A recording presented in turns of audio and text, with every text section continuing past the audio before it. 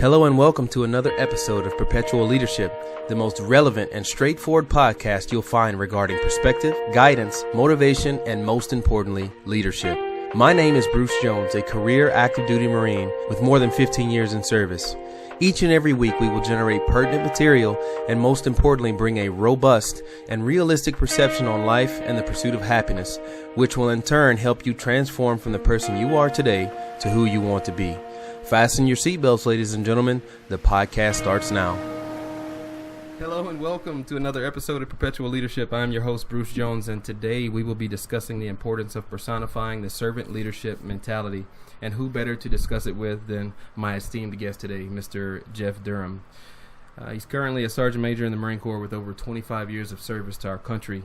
With numerous combat deployments, he is the epitome of the word veteran, but at the same time, one of the most humble yet confident people you will ever meet.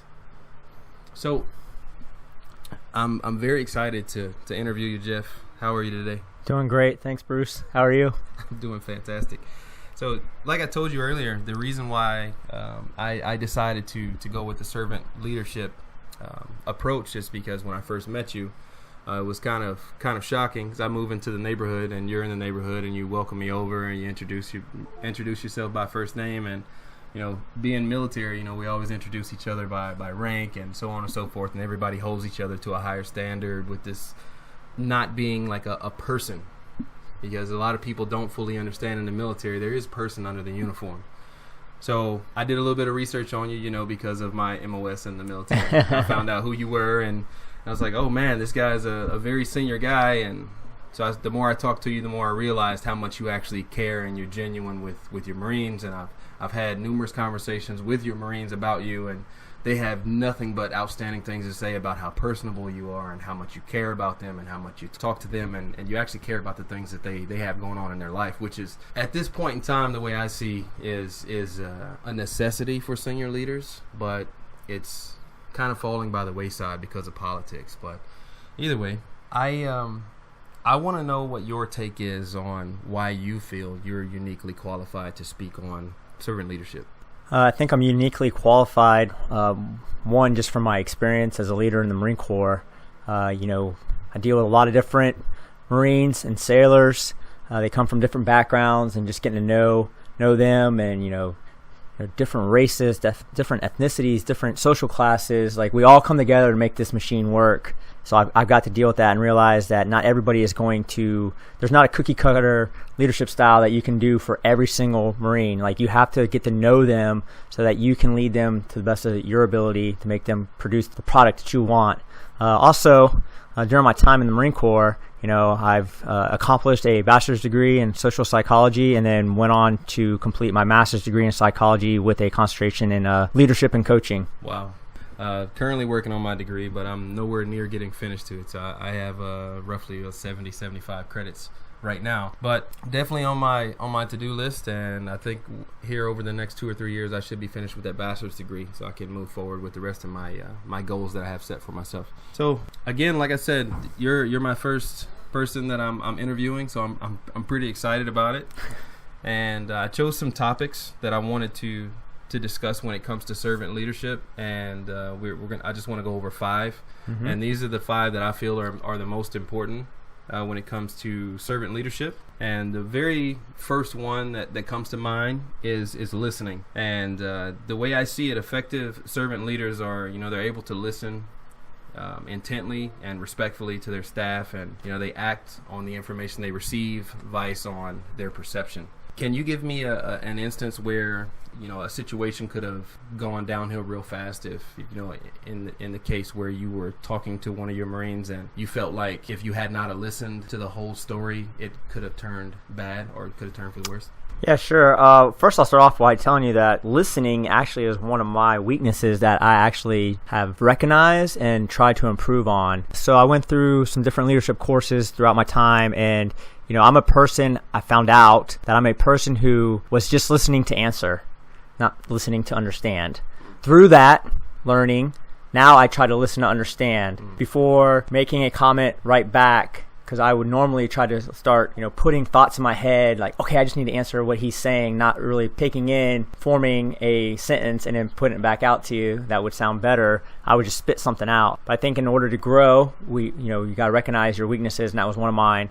So once I recognized it, now I really do it. Actually, I had some Marines have a little bit of trouble this weekend, and where listening really comes in handy is, they're telling me the story, and I'm just, sitting back trying to really take in what they're saying. And when you really take in what they're saying, then you can start poking holes in their story. So I could tell right away they were lying just by listening to them, because they had too many gaps. So now I'm filling in the gaps, and I'm like, your story's not making sense. And I think they were just trying to give me a line real quick that they didn't think I was going to pay attention, that I was probably already too infuriated to really, or be emotional to listen.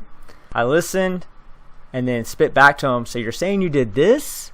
Yes, I did that. That doesn't make sense to me. And then it kind of threw them off and brought their guard down, and was like, oh man, he's actually hearing what we're saying, and we're not going to get one by on him. That's always a great thing when you're dealing with people, especially your subordinates, and they don't really think that you're listening to them. But when you really pay attention to what they're saying, it means dividends for them. Not only negative, but in the positive light as well. Because there's a lot of situations where you'll have a Marine come to you, or just anybody that's in a subordinate position to you. They'll come to you, and they'll have something that they need to get off their chest, or maybe they have those subtle hints of something's going wrong in their life, and you can kind of be like an empath and reach out to them and figure out what's going on with them, so that way you can get them to the appropriate services and stuff like that. So in your case, in this subject specifically, it did not work out. Yeah. for the kids, and I think it helps that we have kids of our own. I do. Keeps you sharp. I know for me too, with listening, one thing I recognized when I was a staff sergeant and gunny, and I knew I wanted to go the 8999 route. When it came to listening, anytime I had a problem with some of my first sergeants back in the day, they would just sit at their computer, and I would be talking to them, and they'd just like, yep. And I knew they weren't listening to me. I was like, well, man, I want your attention. Yeah, Are we going to talk about this, or are you just going to keep working on your Outlook and not care? So I made it a conscious decision.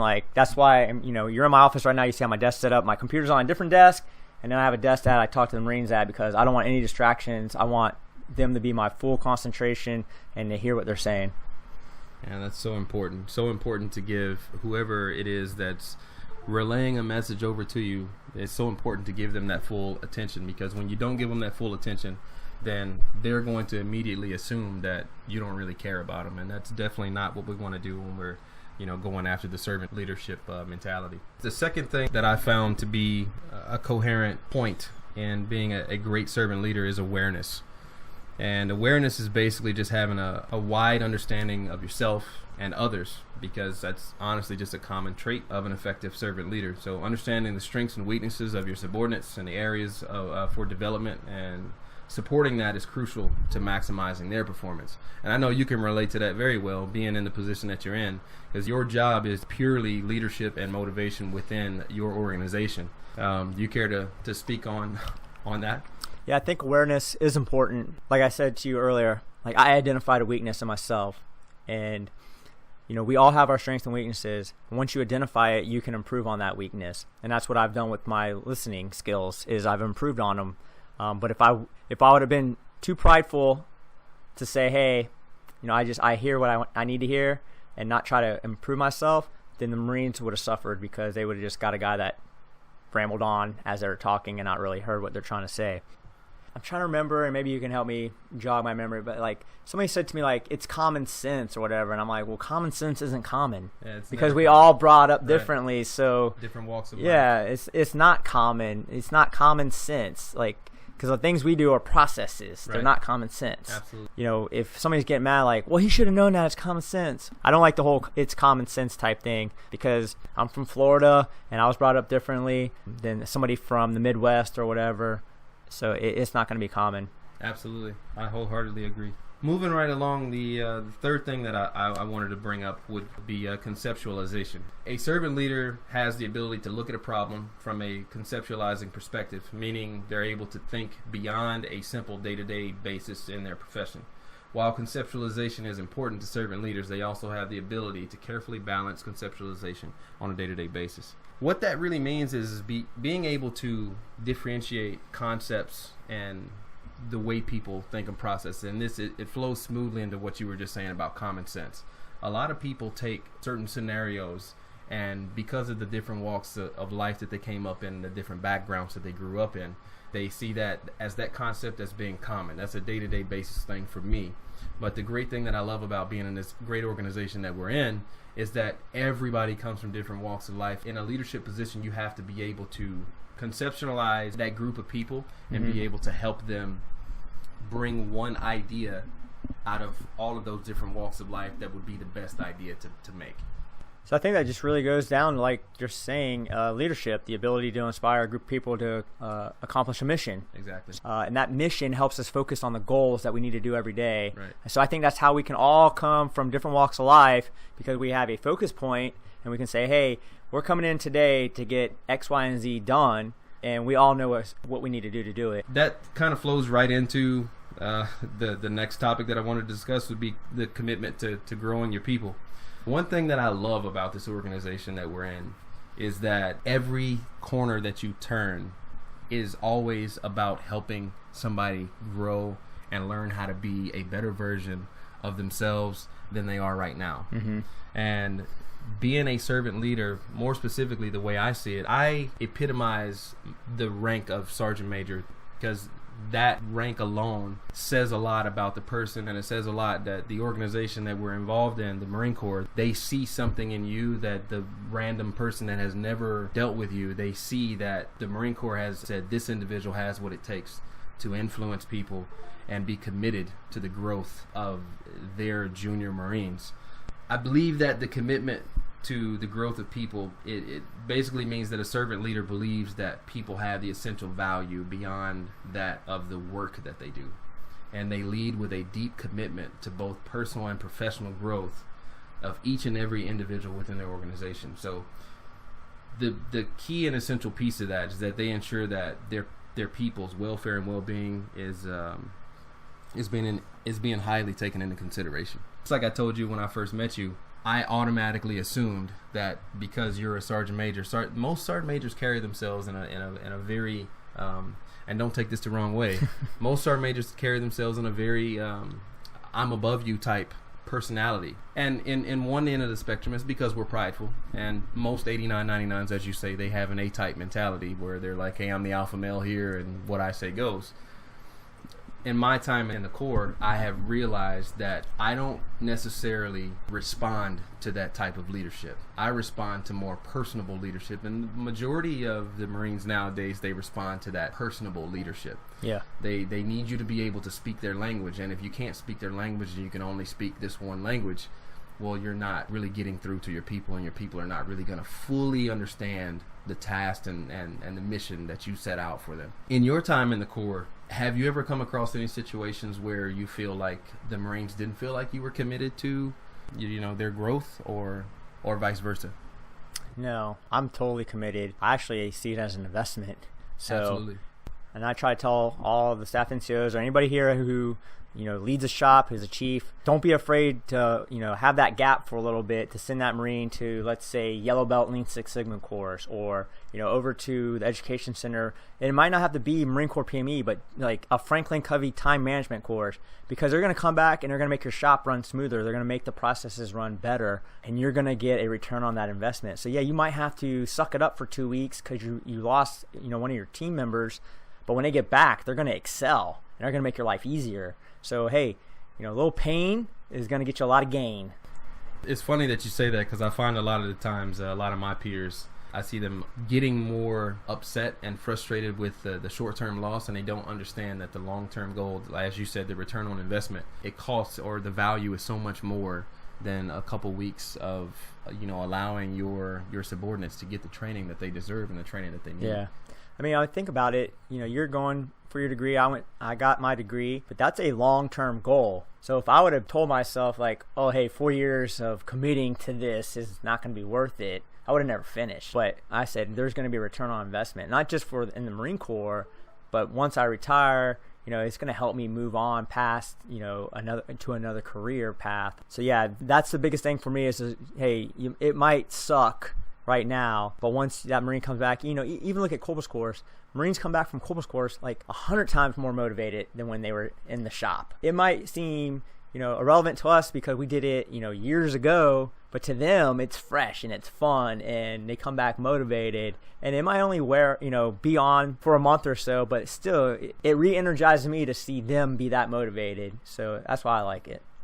I agree with that, and it's funny that you bring up Corpus course because right now I have six Marines that just checked into Corpus course, and that's probably about close to 20% of my population in my shop. Yeah. So it definitely hurts. It's going to hurt for about 3 weeks, but it's definitely something that I personally want them to attain because they need to attain it and they need to get that guidance and the leadership. But here's the things too, when you allow Marines to go, if I allow you to go to a school for your personal growth, now I also get to concentrate on the Marine that's back who might not have ever held that billet. Like, all right, hey, Bruce is out of the office. I need you to step up and fill in his spot.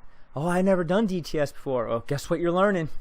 So, it's kind of like throw them to the fire because now they got to cover down. So not only am I getting something back from you, I'm also having the ability to train somebody who might not have held that billet. So there's all ways to look at it for how it's a win-win. Absolutely. Being optimistic about it is definitely one of the biggest takeaways from allowing your people to get out and get to those schools. It may not be a professional school. It may be a personal development school, which is a great thing. Which helps me move right into our last topic that I felt was the most important for servant leadership, which is building the organization. Because if you're not building the people, you're not building the organization.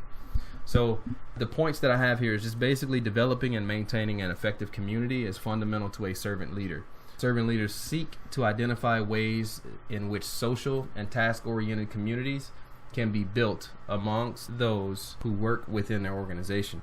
So it's amazing how all of these topics are just flowing right into each other that I decided to put. And I didn't pick them the way that they're on the sheet, but I kind of picked them in the way that I felt they were the most important. Yeah. But building the organization, I feel that it was pertinent to talk to you about that because, again, like I said, in the position that you're in the Marine Corps, your unit rises and falls on how well you established the bedrock in your tenure at the unit.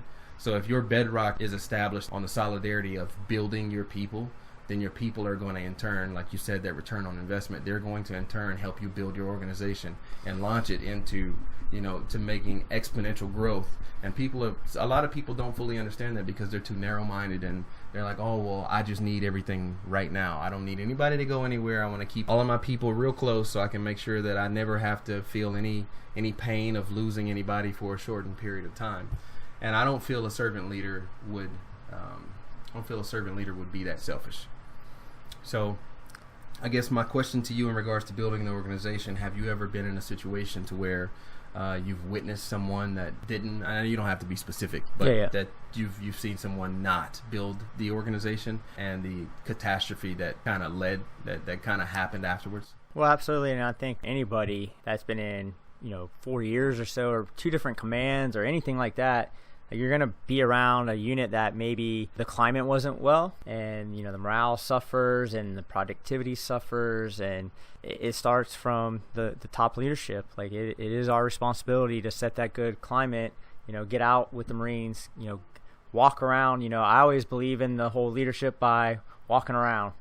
Like it doesn't take much for me to walk through the hallway through each of the shops to let the Marines know, hey, I'm here. If you have anything you need from me, let me know. And then I can go back to the office and make it happen. Absolutely. Instead of them having to worry about coming down to me. So unless I'm up and out to see what's wrong with them and see if they have any concerns, I will probably never know what the pulse of the unit is. Exactly. Yeah, I totally get that, totally understand. That's a very integral part to being a leader in any organization, is understanding that if you don't build it, if you don't get out and you don't talk to your people are never going to know who you are. They're never going to know what type of person you are, your morals, your ethics. Can they relate to you? Can they not? It's always going to be this shrouded mystery, and the only thing they're going to see is your position. Yeah. And they'll never actually see who Jeff Durham is behind the sergeant major rank, and they'll never be able to relate. And when they can't relate, then they can't give you their full potential because they don't buy into the leader. And when you have people that don't buy into the leader, they don't buy into the organization, and then that's when you run into catastrophes and problems and people not having that pride and belonging and all of those other little plates that recruiters have that they use to get folks involved in the Marine Corps.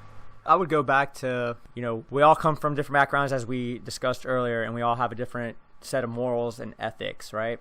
But then we go to boot camp and we are ingrained with the Marine Corps' moral and ethics, but they can also conflict with our own upbringings, but we try to maintain the Marine Corps standard. And you're right, if people don't know what my morals and ethics are, and I say I'm going to hold you to the standard, like, what standard? I don't even know who you are. Like, what are your standards? Because Marine Corps has their standards, and I agree with the Marine Corps standard, but I always like to say I'm above the standard. Yeah. This has been absolutely a joy to interview you in regards to this specific topic in servant leadership. I'm looking forward to hearing the final product and how it comes out, and more importantly, pushing it out to my listeners and people that need to hear stuff like this. Yeah. I feel like if there's an avenue for us to get more information out there, then we should most definitely pursue that, and that's the reason why I've decided to pursue going through doing podcasts. Yeah. So I have one final question for you, Jeff, and that's, if there's one piece of advice you can impart on our audience, what would that be? Have fun. I come to work to have fun. I had a boss tell me a long time ago what is the carrot we're giving the Marines to come to work? To me, I told myself, I was first sergeant when I was told that, I was like, I need to make the carrot then. Like you just said, I just did sports with my Marines out on the field. Just you got to come to work and want to come to work and have a good time. You also have to have a good balance. I've been told that I have a good balance when it comes to family and work, and I know when I need to cut out to make sure my kids make it to practice, and I know when I need to stay late when the Marines need me. You just got to find that balance, and I think that comes through learning how to prioritize and learn how to utilize time management. Once you master that, it looks easy, and people always tell, oh, it looks so easy. It isn't. Like, you have to be disciplined. Like, I have a day planner and I have an Outlook calendar that I'm very disciplined on. You might see a free-flowing guy walk around, but it's because I'm disciplined behind my desk, and I make it to where I can have free time when I need it. What's important is just having fun. And if you can't find a reason to have fun at work, then really what's the point in doing what you're doing? You have to find some type of passion. You have to find some type of love for the profession that you have. If not, then you might want to consider moving around. Yeah. Well, Jeff, I appreciate your time. It's been a pleasure. Appreciate you making time for me, for us to run through this podcast. And again, I'm very humbled that you allow me to talk to you about the subjects that I chose today. Yeah, no worries, man. Pleasure.